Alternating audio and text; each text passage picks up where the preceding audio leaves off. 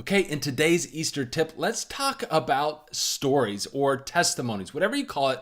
I am a huge fan. And Christy asked this. She says, hey, our church is so small that to do a video featuring testimonies of changed lives would be a little bit hard, both practically speaking and the vulnerability of the participants. Stories are powerful, but pulling out the right elements of the story or asking the right questions seems to be beyond our capabilities right now to do it in-house. Great question, Christy, and don't give up. Actually, I'm going to break this tip up into two parts. I want to give you two different ideas.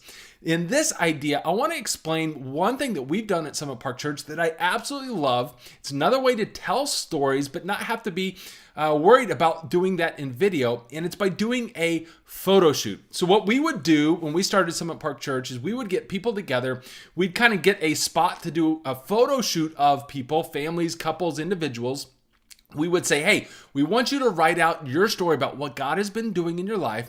And then we had a photographer that would take photos of these people in a studio setting or in a cool setting, downtown Kansas City. And then we would share those stories with the photo shoot on our website. So we'd have an article with some cool pictures throughout the article and their story that they had written out. So they were deciding what they wanted to share about their journey at the church or their journey, what God has been working in their life. And then we would share that on social media as well by creating a album of their pictures with their story, or an album where you could click by click through the pictures and see different parts of their story.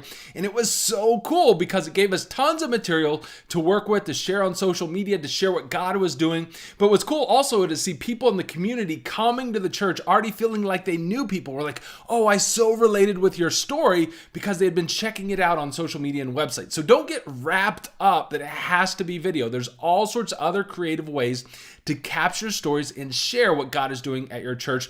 I'll tell you another idea in the next tip.